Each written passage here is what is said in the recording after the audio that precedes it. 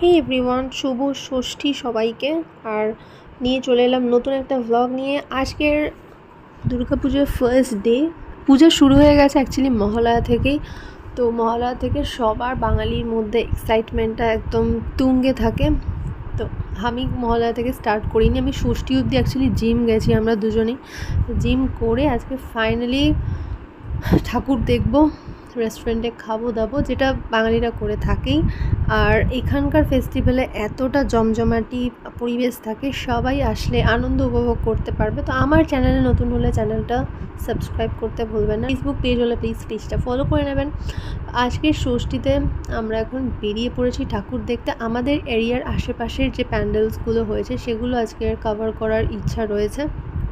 পার্টে পার্টে ভিডিওস আসবে, ষষ্ঠী, সপ্তমী, অষ্টমী, নবমী কোথায় কখন কি ঠাকুর দেখলাম।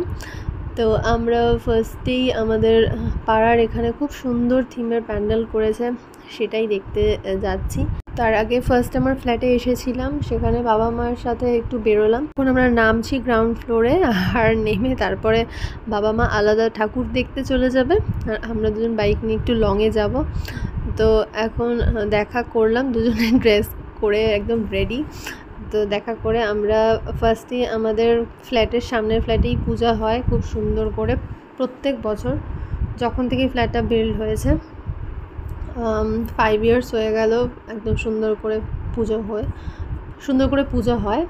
আর এই হলো এখানকার ফ্ল্যাটের প্রতিমা, খুব সুন্দর ঠাকুরের মুখটা হয়েছে, আর দেখতেও খুব ভালো লাগছে। আর ফ্ল্যাটের একদম সামনেই এরকম পূজা হলে সবসময় একটা জমজমাটি পরিবেশ থাকে। আমাদের এই রাস্তাটাতে সুন্দর করে লাইটস দিয়েও সাজিয়েছে। আর বাবা মা এখন চলে গেল ঠাকুর দেখতে, আর আমরা এখন এসে গেছি একটা রেস্টুরেন্টে, কারণ কিছুটা আমরা ঠাকুর দেখা করে এখন আমাদের খিদে পেয়ে গেছে। সেই অর্ডার করে দিয়েছি আমরা ড্রাই চিলি ফিশ নুডলস, আর তার সাথে ড্রাই চিলি চিকেন। এগুলো খেয়ে দিয়ে নিয়ে আবার বেরিয়ে পড়লাম ঠাকুর দেখতে। এখানে খুব সুন্দর সুন্দর প্যান্ডেলস হয়েছিল, রাস্তাঘাট লাইটসে ভরে গেছে, দেখতে খুব ভালো লাগে। আর এই লাইটসগুলো যখন থেকে বন্ধ হয়ে যায় আর দেখতে পাওয়া যায় না পুজোর পরে, তখন পরিবেশটা খুবই খারাপ হয়ে যায়। এটাও খুব খারাপ লাগে যে আবার 1 বছর ওয়েট করতে হবে, তারপরে গিয়ে এই দিনটা আসবে। তো চলে এলাম একটা নতুন প্যান্ডেলে। এটা একটা সুন্দর প্যান্ডেল এখানে হয়েছে, তো বাচ্চাদের মতো কার্টুন থিম টাইপ অফ করে, এটা খুব কিউট একটা থিম, ভালো লেগেছে। খুব সুন্দর প্রতিমা, একদম বড় একটা প্রতিমা। আর সবথেকে ভালো লাগছে এই দুর্গা মায়ের চোখ থেকে যেন মনে হচ্ছে এটা আলোর রশ্মি বেরোচ্ছে। তো এটা ছিল আমাদের সেকেন্ড বা থার্ড প্যান্ডেল। এখান থেকে এখন বেরিয়ে যাচ্ছি, বেরিয়ে গিয়ে এখন যেতে হবে নেক্সট প্যান্ডেলের উদ্দেশ্যে। নেক্সট চলে এসেছি, এটা আরও একটা সুন্দর কী থিম করেছিল আমি ঠিক মনে পড়ছে না, বাট খুব সুন্দর ছিল দেখতে আর খুব ইউনিক দেখতে ছিল। এটাও আমাদের এত ঠাকুর অ্যাকচুয়ালি উঠেছে আর এত ভিড়, লাইন দিয়ে মানুষ দেখছে, এগুলো কভার করতেই সপ্তমী অষ্টমী কেটে যাবে। তারপরে তো দূরে আরও জায়গায় ঠাকুর দেখা বাকি রয়েছে, খুব সুন্দর লাগলো।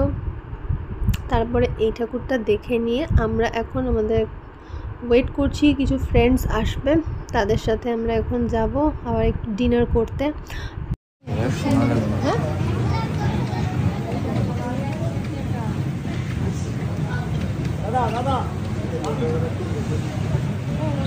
এখন চলে এসেছি ডিনার করতে। একটা আমাদের এখানে বাইপাসের পাশে একটা সুন্দর বড় ক্যাফে হয়েছে, সেই ক্যাফেটাতে আমরা ডিনার করতে চলে এসেছি।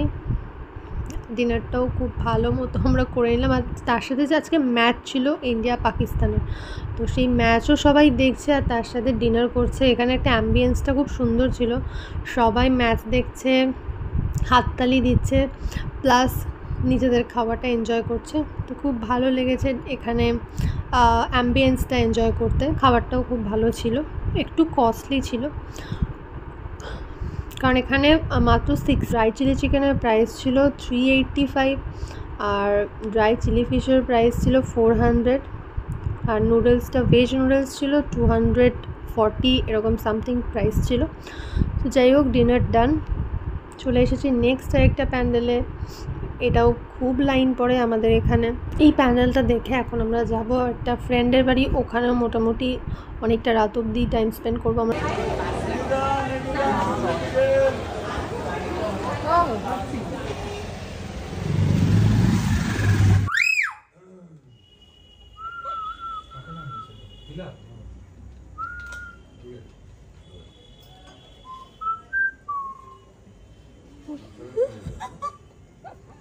তখন থেকে আমার শুনছি এগুলো।